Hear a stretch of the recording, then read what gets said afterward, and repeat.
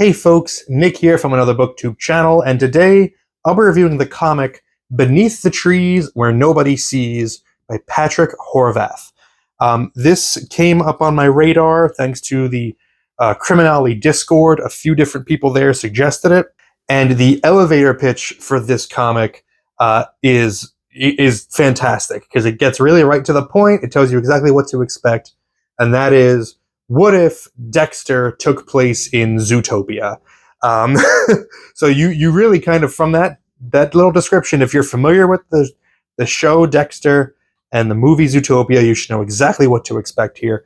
This was a 6-issue comic series that's now been collected in paperback format.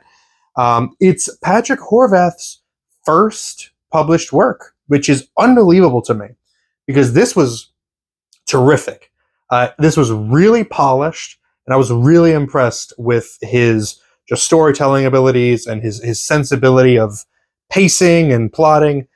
So let me get into it a little bit about the details. What is Beneath the Trees Where Nobody Sees about?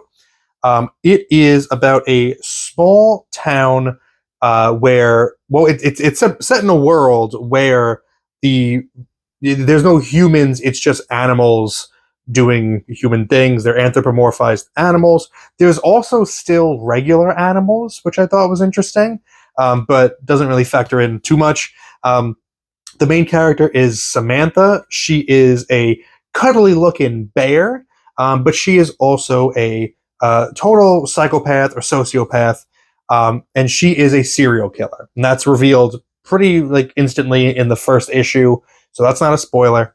And she's got rules on who she kills, how she kills, when she kills, just to satisfy the voices in her head. But her plans are kind of disrupted by the fact that another serial killer has started doing in the residents of her small town. So now there's a killer in her own town. She's concerned that the investigation is going to point fingers towards her. So she now has to find that killer to stop them so that she can continue to do her own thing. It is not an original story. Like I said, this is Dexter, basically. And I'm sure it's been done in other shows and movies as well. You have seen this story done before. But I say this all the time, I don't super care about that. I don't require an original story to enjoy a book or a movie or what have you. What I like more than anything is the style in which that story is told. If the way that the story is told is original, that matters more to me than the actual story itself.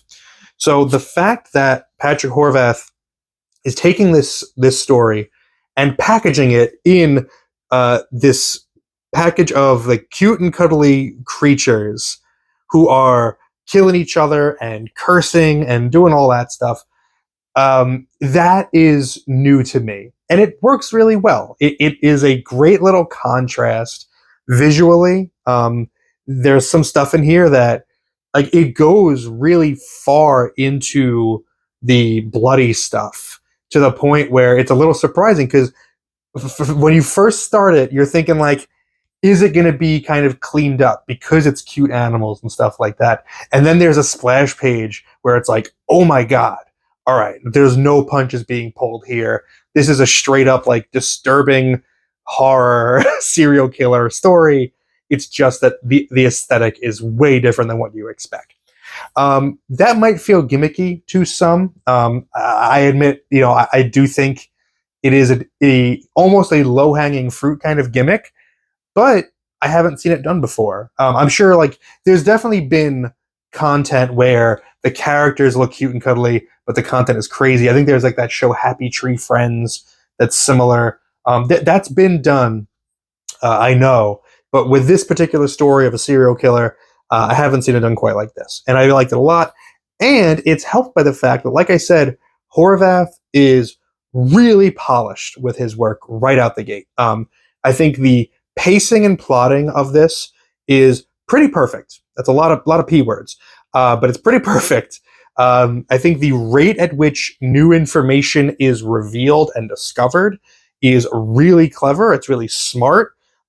We're not hanging too long on one mystery before the story is able to shift gears and keep things kind of interesting. It's very just well paced and well thought out. And of course, it's a comic book, so how does it look? It looks great. The art is really good. The shot composition, the shot selection is really smart. There's a lot of great moments of tension that are generated from Horvath's choices. So this was just a really clean, fun read. It's a little shocking because of the level of violence at certain points, but it kind of felt like I've never seen anything like this before. I think that if you are a fan of definitely Dexter, you would probably really dig this, but any kind of serial killer, content. If you like Birdman, or like Silence of the Lambs, I think this is right up your alley. It's a really good read. I highly recommend it. Let me know if you've read Beneath the Trees Where Nobody Sees and your thoughts on it in the comments below. Thank you very much for spending some time with me today, but now it's time to get back to reading.